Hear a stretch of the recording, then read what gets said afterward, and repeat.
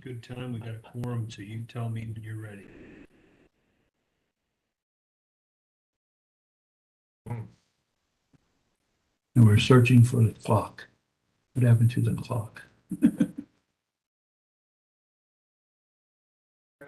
Bring me in, got it. Stream is going. Okay, and it's being recorded. Can you hit record? I'm sorry. Can you hit record as well? Yeah.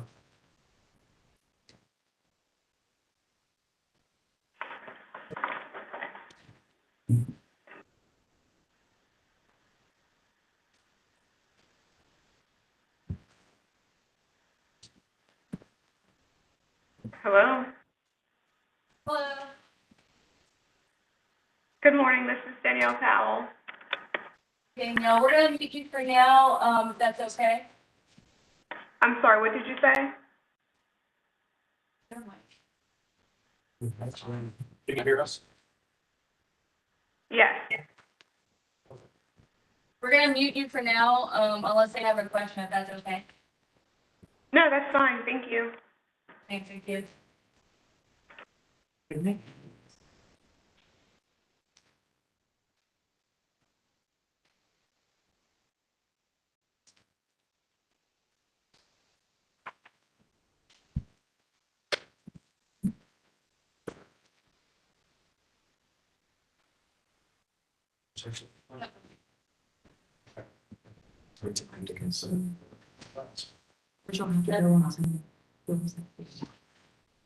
Over to the Veterans Center.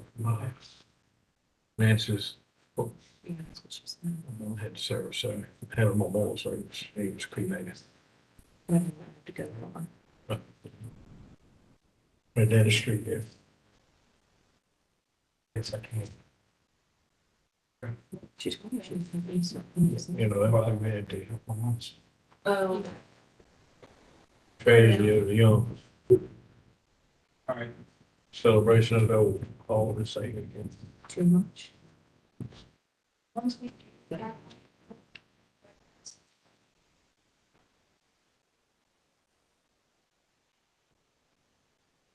right, Sean, if you're ready. Yeah, it's your step. Okay. I've determined we have a quorum present, so I'd like to call the February 14th Economic Development Authority meeting to order.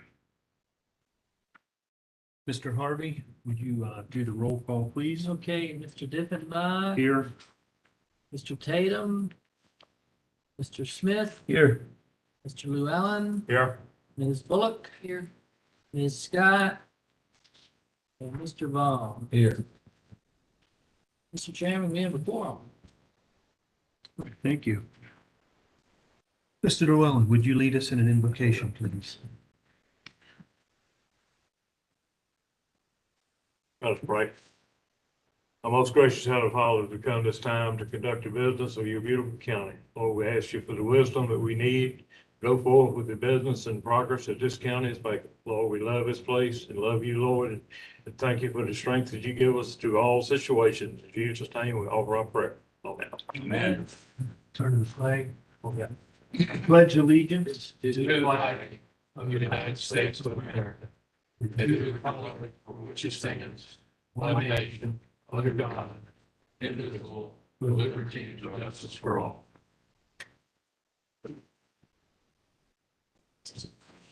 Okay, well, welcome to the February 14th meeting. Happy Valentine's Day to everyone. We have a couple of items here that on the agenda that will take some time, so be prepared for hopefully not a lengthy meeting, but longer than sometimes. So, all right, do we have any communication from any citizens?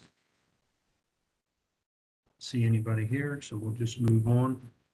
You have a copy of the minutes in section 1, right behind the agenda. They've also been emailed to you. I'll give you a minute to review those again. And then, once you've reviewed them, if you have any changes, let me know. If not, I'll look for a motion to approve them. Move the approval is submitted. We have a motion, Second. second. All in favor? Aye. Aye. Opposed? Right, minutes are approved. Okay, that brings us to the treasurer's report. Mr. Harvey? you- Oh, yes, sir, Mr. Chairman. We,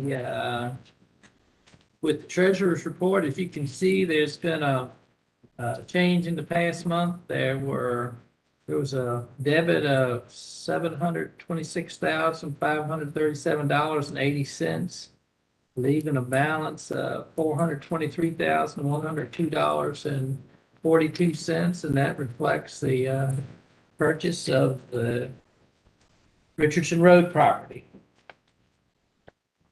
And I think the rest of the report, information provided by the finance director. If we have any questions about it, I'd be happy to try to answer. Mr. Harvey, is that 726 plus debit here?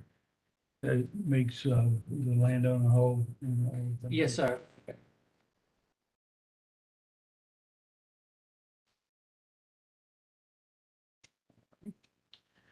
Okay, does anybody have any questions for Mr. Harvey on the minute or the financials? This may or may not be the best time to ask this question, but where are we with financing? I know we're gonna, We'll be talking about that a little later in the meeting in the closed portion.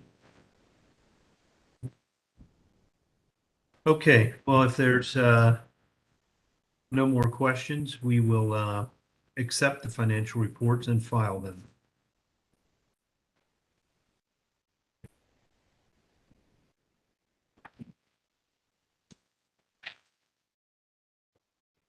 Mr. Harvey?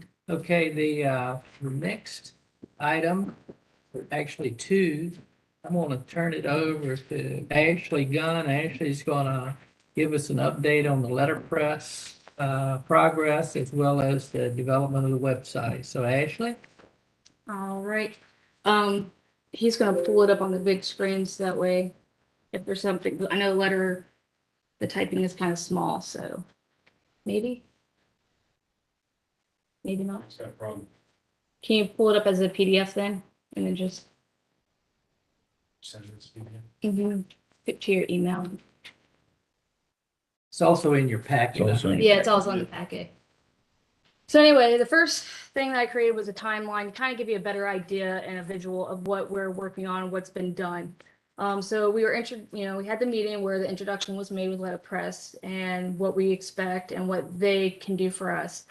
In January, we met with them, by we, I mean Taylor, county staff, and Brady as well, and discussed hidden market channels such as the industrial park signs, as well as not just like the monitor and just other possible channels that we can use, like the Chamber of Commerce is one of them, and during parades and events that we do. So that was a big meeting to discuss where we're going, what we can utilize. We also discussed the website, how we want the layout to be, what's recommended, and there were some few changes that were made. And then so this month they said they had the audit drafted, but they're waiting on a few more things from the current website as far as the analytics and stuff like that from Google on what's viewed the most and what they can get from the residents on their searches with our website. And then on, oops, that says January 22nd. Sorry, February 22nd, there's a typo here.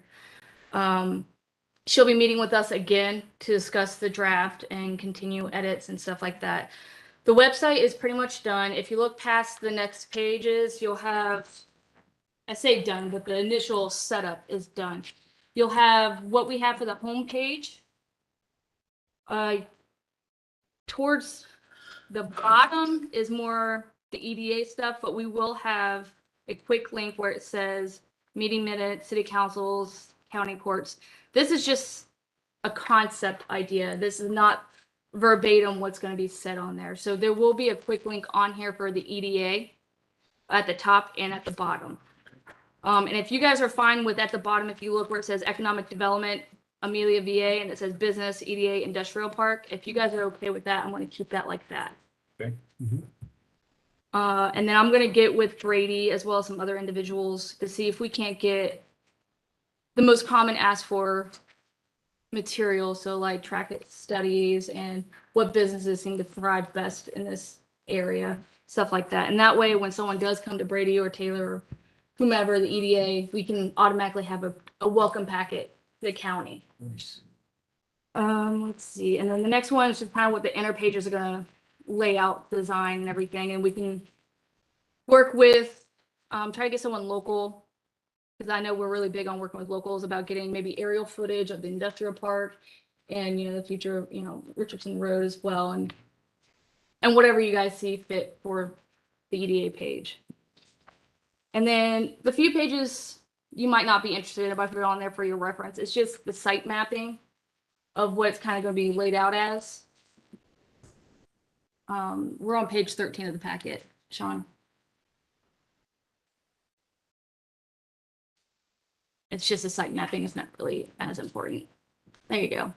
And it's just how it's going to look at when someone, let's say, scrolls over a certain thing, then this will pop. And then when you scroll over that, that will pop. I'm trying to reduce the amount of clicks that people have to do to find information that's needed. That seems to be the biggest complaint. There's too much at once and it's overwhelming. So again, this is where the Google Analytics will help us out a lot, and letterpress as well. And then,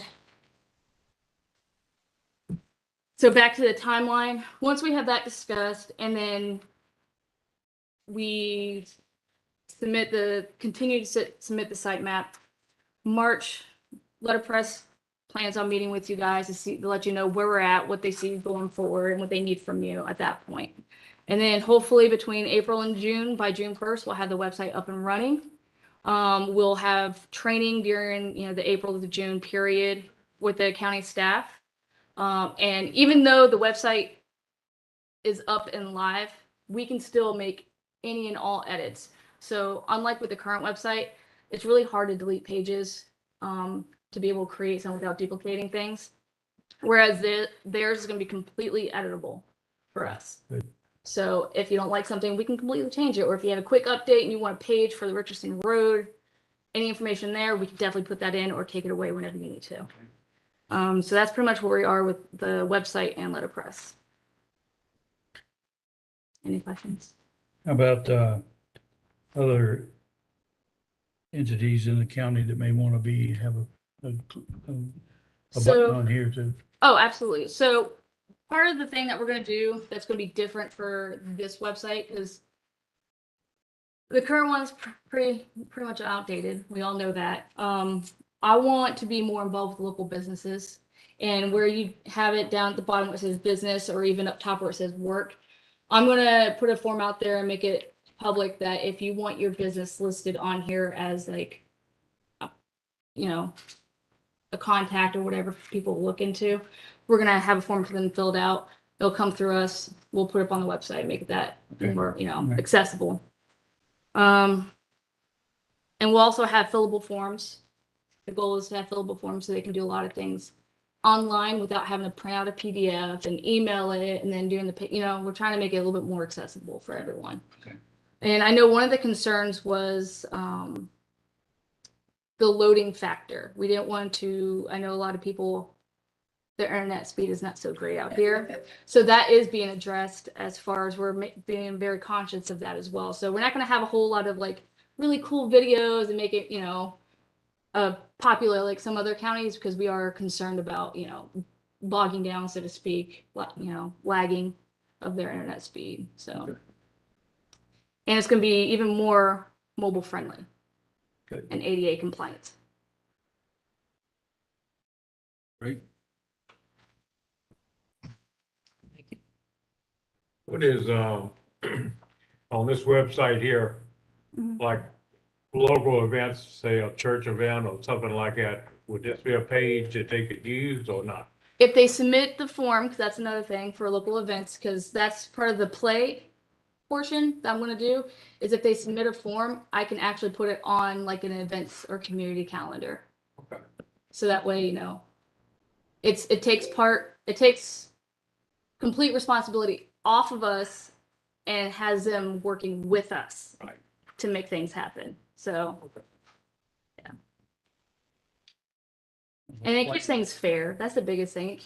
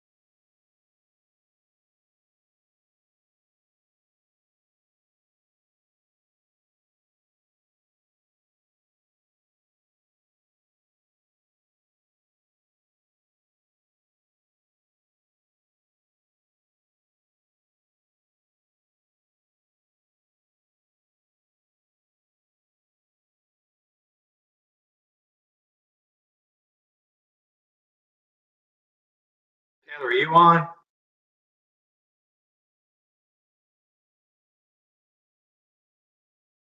Yes, I am. So you're not hearing or seeing anything either, are you? No, I just assumed they went into the closed session. We're gonna let us into that when it happened, or I didn't hear him go into closed session, but I was just listening with one ear. right? If they did, I thought that's what they wanted us to be part of. Yeah, I didn't know if they were just gonna pop us in when they needed it, or what. But yeah, no, I'm in the same boat. Okay, all right, just checking. Thanks. Talk to you in a All right. bit. I did text Taylor just to let him know we're not seeing or hearing anything. Okay, great. Yeah, I mean, I don't even see Taylor in the call anymore. I guess. All right. Well, I guess we'll stand by. Right.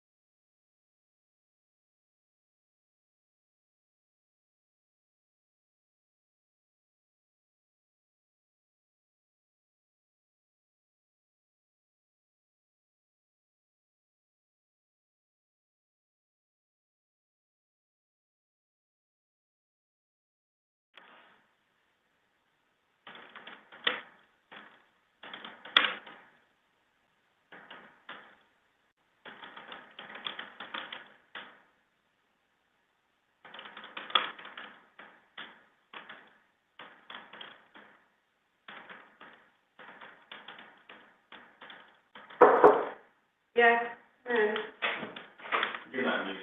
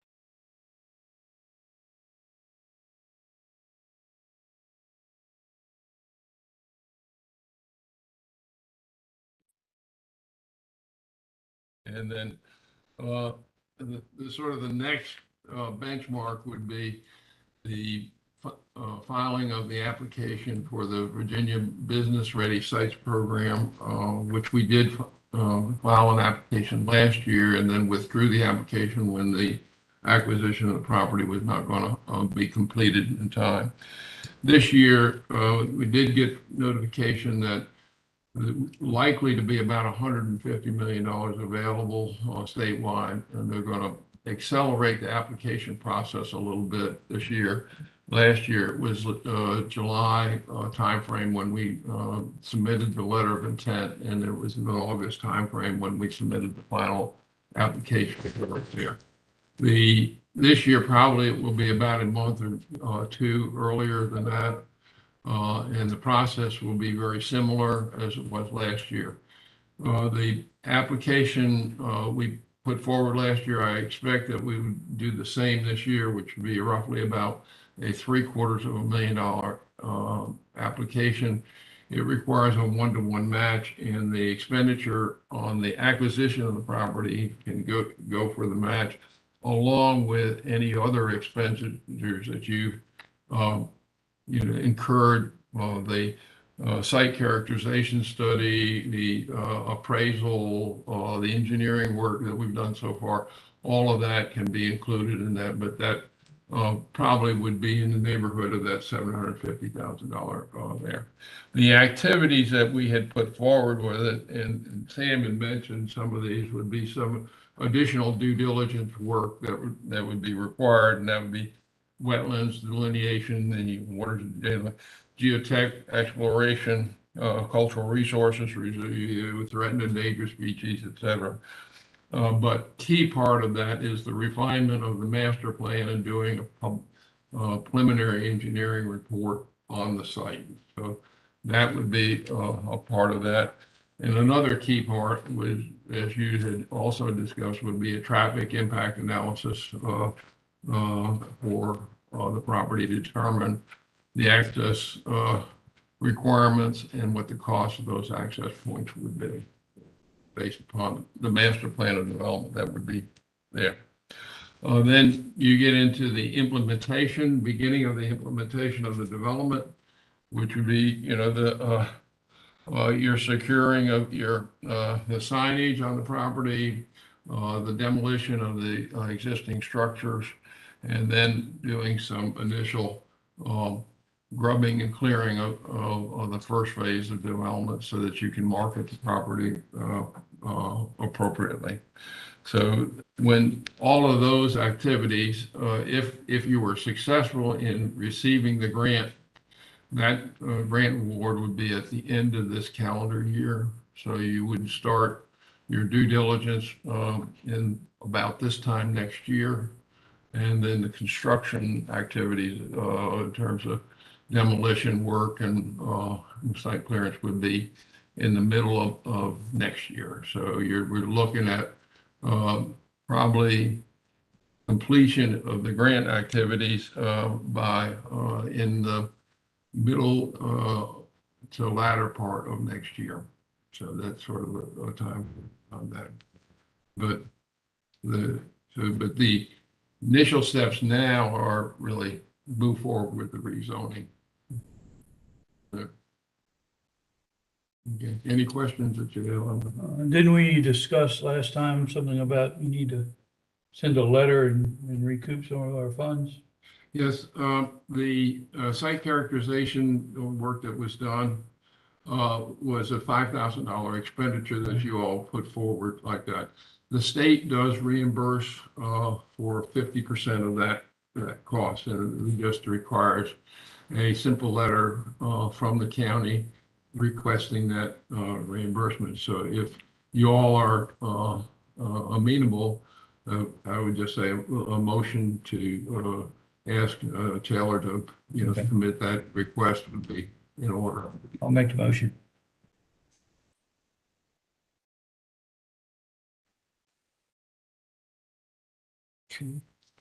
What specifically was the motion? I'm sorry. The motion is to request reimbursement for the site characterization study completed in 2022 in the amount of 50% of $5,000 or $2,500 from Virginia Economic Development Partnership under the Virginia Business Ready Sites Program. All right, so we have a motion and a second. You need a second or a motion? Oh, we got, Second. all right. All in favor of directing staff to proceed with this letter and then going through the motions to get the Aye. grant submitted, please Uh, vote. Aye. Any opposed? All right, so we'll go ahead with that. Mhm. Mr. Chairman, Back way to- could I ask Sam and Neil when the discussion will occur about exactly what the request to be rezoned is going to be? Is that we've got to have some, I certainly think a consensus of the minds that there's going to be some B up front. Is there going to be some M1? Is it going to be M2? And certainly, you know, Brady's here to help guide through that. Okay. I think that will possibly, maybe have a say in how the final layout might be. Absolutely. Yep. The, ultimately, it would be preferable to have it, all of the property developed, rezoned as industrial, M1. And it's been brought to our attention that, if you wish to continue to have agricultural, activities on some or portion of the property, then that use is not permitted, I think, under is that correct, there, Randy? Repeat that. The question was, is agricultural production activities permitted in the M1 zone? Be a special exception, yes, sir. So, yeah, you could, so the question is, you wish to move forward with all of the request rezoning on all of it, or just a portion of it? The activities that we have identified for the Business Ready Sites Program in terms of implementation are focused around the entrance that is currently there around where the antique store is, and the property immediately behind that. Okay. So that area at a minimum would be required to be rezoned in order to be eligible for the Business Ready Sites Program. The additional area to the west could be included in the rezoning, since that is in all timber now, forestry. If you wish to pursue all of it, which 133 acres, that'd be fine. But most of the agricultural activity is up here on the eastern portion of the site, facing 360. Okay.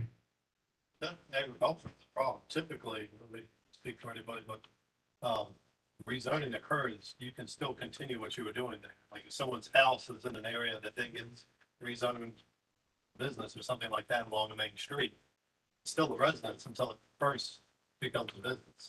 And then they can't ever go back. I don't know. Retain that non-conforming use authorization unless it's ceased for Right. our events 2 years.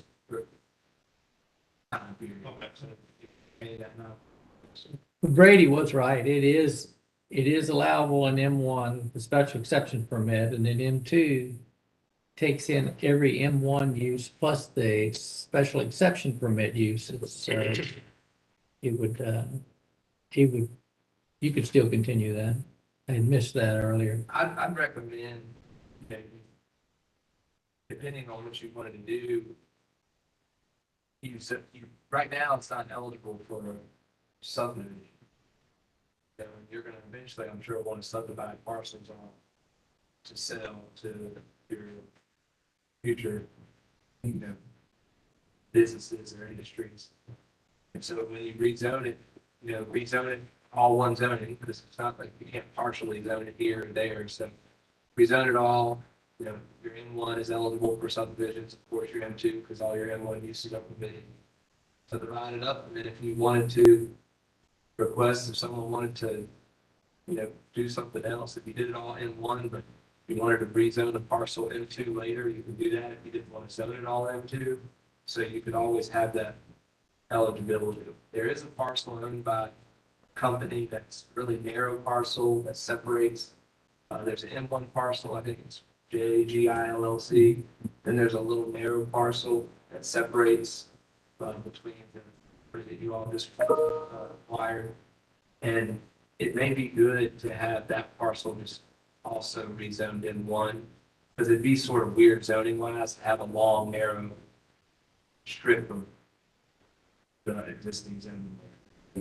I'd like to see us get it all zoned M1, M2, whatever, and get that elephant behind us, Yes. because you don't want to keep revisiting that every year or two for a section. What's the downside between, what's the difference between M1 and M2? Is there a downside between going all M1 or going all M2? M2 just allows a few more uses. There's like 6 or 8 uses that are a lot more intensive. Okay. Right, and I could hold it up and list those all for you, but the uses that are usually have a very significant amount. The 3 S's is your sight and your sound and your smell. Right? Or M2. All right, are more allowed into, and that's like your asphalt plans or like a big paper pulp manufacturing stuff Concrete. that when you pass it, it just through your senses. I call them 3 S's. We're not gonna put a paper mill there. Right, so, So M1. yeah. So just that M2 opens up for some of those, more intense. A sawmill, for example, would be an M2 use. I think M1 is what we're looking for. And then we can deal with agriculture one or two ways, either as a grandfathered use or special exception. Or special exception, either way. And with it being R3, you just don't have that ability right now to subdivide it. So it'd just be good to get it all one zoning. Yep. And then subdivide it, and then knowing later if you had someone that wanted to open something that was only allowed via M2, you could always come back and get that M2 classification. Now, do you have access to a plot so we can see where that, exactly where that strip you were talking about is? We could probably pull it up. I can show you guys. So It's right here. Let me see. It's yes, right here. we're gonna do. Yes, it's this piece right here. Yeah, right there. The way, according to the online map, I would definitely double check in the official zoning book. According to our online map, that's an R3 strip. Okay, Whereas the parcel that's to the left of that is M1. okay. So that strip would go in one, then the whole area would be M1, and that would just be. Sure. I think that strip is owned by the folks that own the heavier zoning to the west of it as well. I think they actually purchased it maybe for a buffer years ago. Yeah. Probably so. That would make sense. Or we can still include that in our rezoning, that's right. If the owner would consent. Okay. I was hoping we were gonna be able to formulate our plan to go to the planning commission today.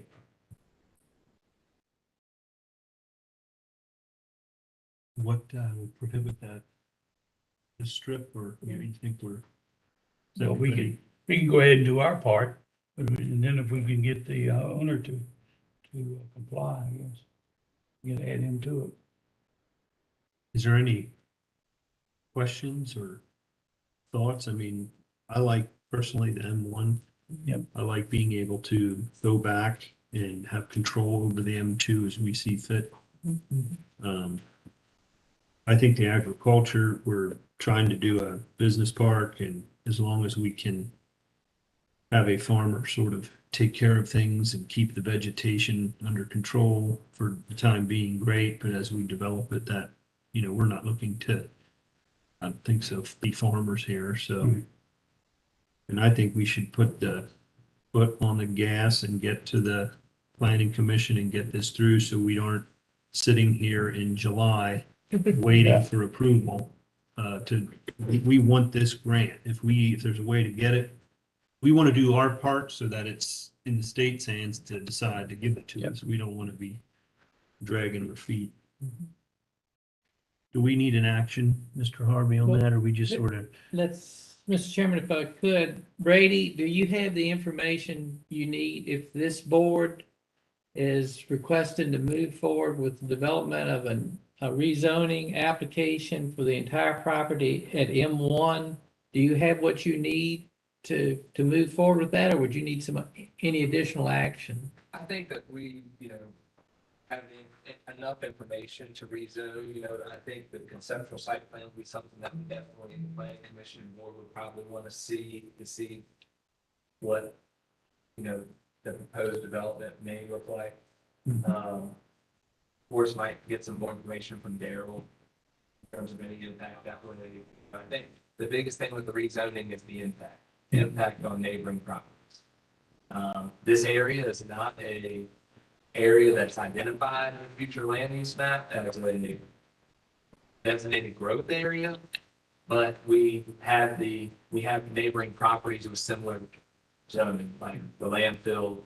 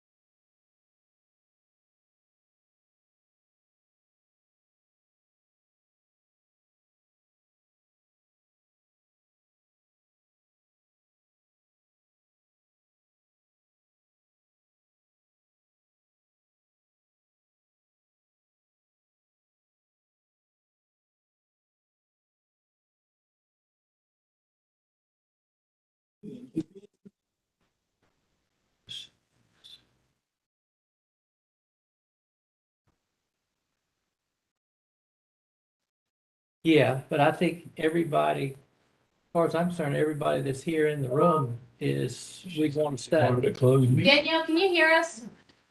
Okay, sure. We're fine. We muted her and. She's unmuted. I can now, Oh, okay, perfect. Great. a chunk of the previous conversations. Yeah, we've been having technical difficulties. Of course, voice has got no speaker. Yeah.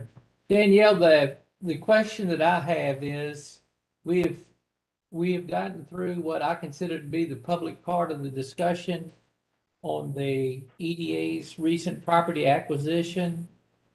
And we have, I hope Taylor Bryant is on the line to talk about some of the financial items that are in the very, very near future with that, as well as the prospective business expansion that we wanted to talk about. Are both of those okay for the closed session that we have planned? A prospective business, I'm sorry, I'm only aware of one closed session item. I think that is the expansion of business. What is the other one that you're referring to? We wanted to talk about the financing plan for the EDA park going forward. We've been working with Taylor Bryant of VML Vaco Finance, and we wanted to Right. hear from him about things going forward.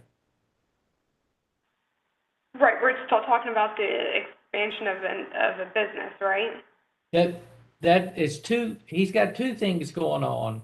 The expansion of the business is one thing. That's another business in another spot. This Okay. is this 140 acre parcel that we bought. There have been discussions about financing issues pertaining to the development of it going forward that we've been working with Taylor on, and Chris Culp, I think.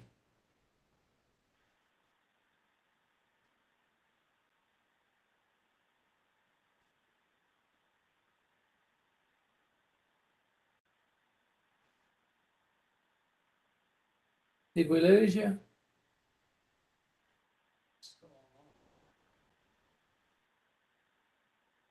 Danielle, we can't hear you.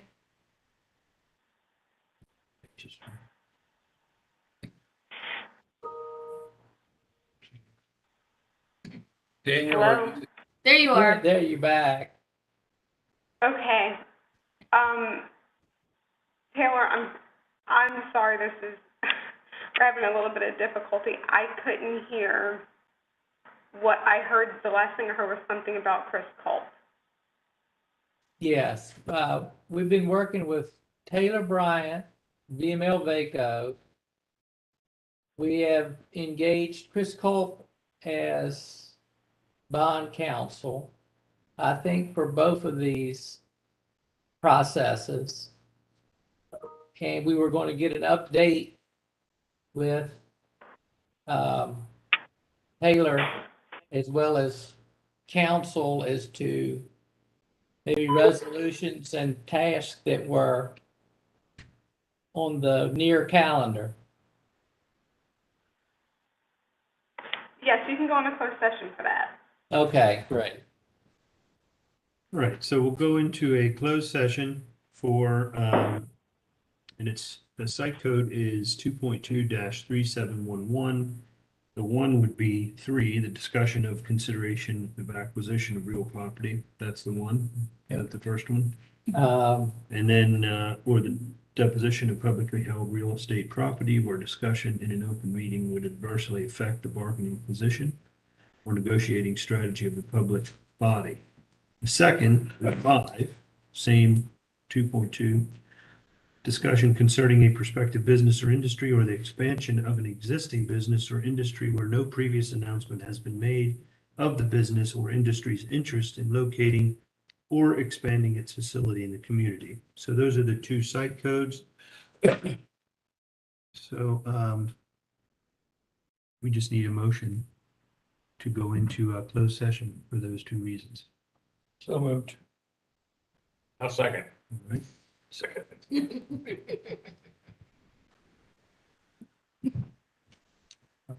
You vote? Uh, All those in favor? All those in favor of going into closed session, please vote. Aye. Aye. Any opposed? All right, so we are in closed session now. So Ashley, could you and Sean get the recording stopped? Oh, you gotta come on. They gotta come on, they gotta stop it. Timing's everything. It's definitely a good trial run for tomorrow night. isn't it? Oh, yeah.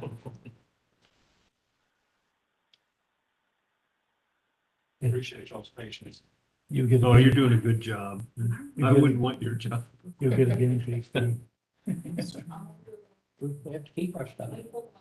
Make sure that. Oh, you do? Those are orders. Stop completely.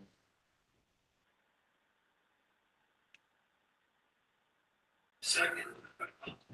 See. Oh,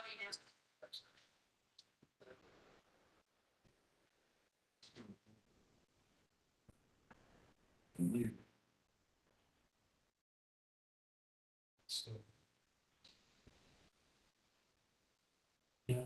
For the record, is this meeting seems to be lingering on where we're breaking in new equipment. So that's why we're still lingering.